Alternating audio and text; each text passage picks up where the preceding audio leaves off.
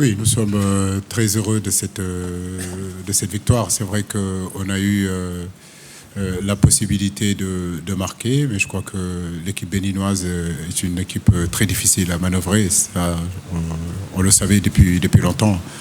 N'oubliez pas que le Cameroun n'a pas réussi à les battre, le Maroc n'a pas réussi à les battre non plus, le Ghana, toutes ces équipes-là, ce sont des grands d'Afrique. Donc on s'attendait à un match difficile, un match compliqué, mais je crois qu'on a pu marquer ce but-là. On a eu d'autres occasions, mais je crois que c'est une équipe vraiment très forte mentalement et qui ne lâche rien, qui n'ont rien lâché. Tant que le ballon n'a pas traversé le but, ils se sont arrachés. Et ça, c'est une bonne mentalité. Je profite pour féliciter Michel de tout le travail qu'il est en train d'accomplir avec le Bénin. Oui, on s'attendait à ce genre de match aussi compliqué, comme j'ai eu à le dire tout à l'heure. On les avait joués contre le Cameroun, ça a été compliqué, c'est un des grands d'Afrique. On les avait joués contre le Maroc, le Maroc n'a jamais trouvé la solution. Tout à l'heure, je m'amusais à lui dire que vous êtes très compliqué à manœuvrer, vous êtes compliqué à jouer. Donc tout ce qui s'est passé en 90 minutes, c'est ce dont je m'attendais. Donc je savais aussi que ça n'allait pas être un score fleuve, que ça allait être peut-être 1-0, peut-être en prolongation et peut-être même au tir au but. Donc on s'était préparé à toute éventualité. Quand vous jouez contre une équipe compacte qui maîtrise son football, qui sait exactement ce qu'il doit faire, c'est toujours beaucoup plus compliqué. Mais féliciter vraiment mes joueurs parce qu'ils ont été patients, ils ont respecté les consignes pour pouvoir marquer ce but-là. Vous en remobilisez ou non? J'ai envie de dire que non. On fera les points à la fin. Pour l'instant, il nous reste encore 2 matchs. On était venu ici avec l'ambition de pouvoir jouer 7 matchs. Donc une chose est sûre, c'est qu'on les jouera. On espère vraiment pouvoir jouer la grande finale. Maintenant, c'est vrai qu'avec une défaite, on redescend un petit peu plus sur terre.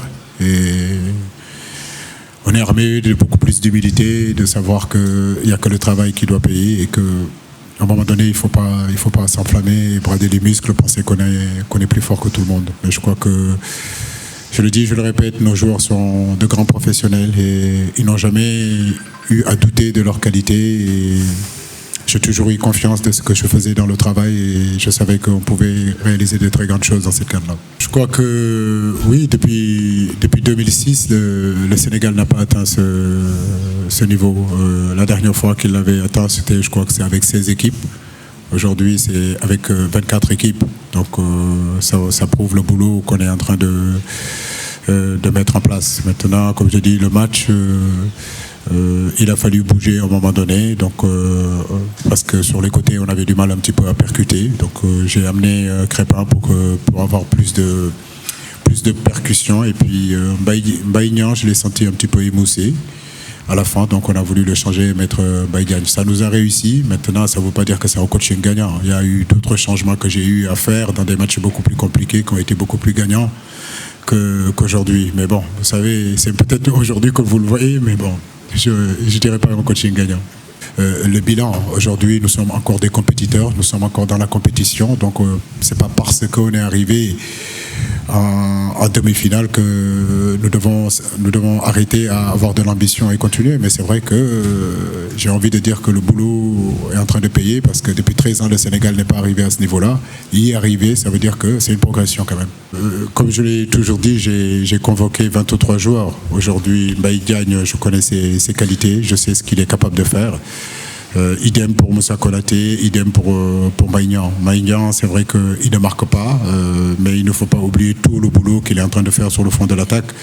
C'est un garçon qui nous permet au but de conserver les ballons. C'est un garçon qui permet aujourd'hui les extérieurs de pouvoir s'appuyer sur lui pour pouvoir prendre de la vitesse, que ce soit Sadio Mané, que ce soit Ismaïla Sarr ou aujourd'hui Keita Baldé. Donc oui, les qualités de Diagne, on les connaît, mais comme je dis, jusqu'à présent, l'attaquant numéro 1, c'était Mbaye Niang. Donc je l'ai mis sur ce match-là. Mbaye Diagne, il est venu, il a fait son travail aussi. Je crois que c'est le collectif surtout qui est important. Et il est capable de jouer sentinelle comme il est capable de jouer beaucoup plus haut sur le terrain. Il a un gros volume de jeu et doté d'une très grande technique qui lui permet à un moment donné de pouvoir jouer dans les intervalles et avoir un peu plus de créativité. Et comme vous avez vu le but qu'il marque, c'est parce qu'il se projette. Et quand il se projette comme ça, avec nos attaquants qui bloquent et puis Sadio Mané qui rentre à l'intérieur, il peut trouver à un moment donné de la percussion sur ce côté-là. Donc c'est ce qu'il a fait sur le but et je le félicite. De jouer un peu plus vite. Je crois qu'en première période,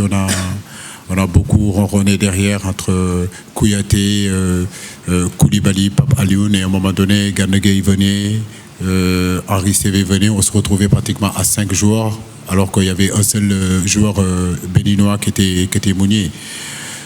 J'ai demandé à Henri d'être beaucoup plus haut, qu'on puisse le trouver beaucoup plus dans les intervalles. J'ai demandé aussi à Eddy d'être beaucoup plus haut et de laisser les sorties de balles à Koulibaly et à Kouyaté. Et on savait aussi qu'on pouvait contourner ce bloc-là. Effectivement, Sabali l'a très bien fait. Chaque fois qu'on est passé sur les côtés, on a pu trouver des solutions. En fin de période de première mi-temps, on a failli marquer.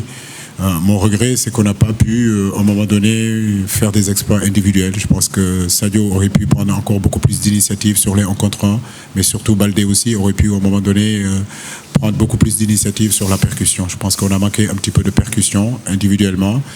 On a eu ces percussions seulement que sur des balles longues, alors que par moment, quand on est bien écarté et que c'est 1 contre 1, on a des joueurs capables de dribbler, capables de prendre l'avantage. Donc je leur ai demandé de prendre beaucoup plus de risques et que nos relayeurs soient beaucoup plus hauts sur le terrain.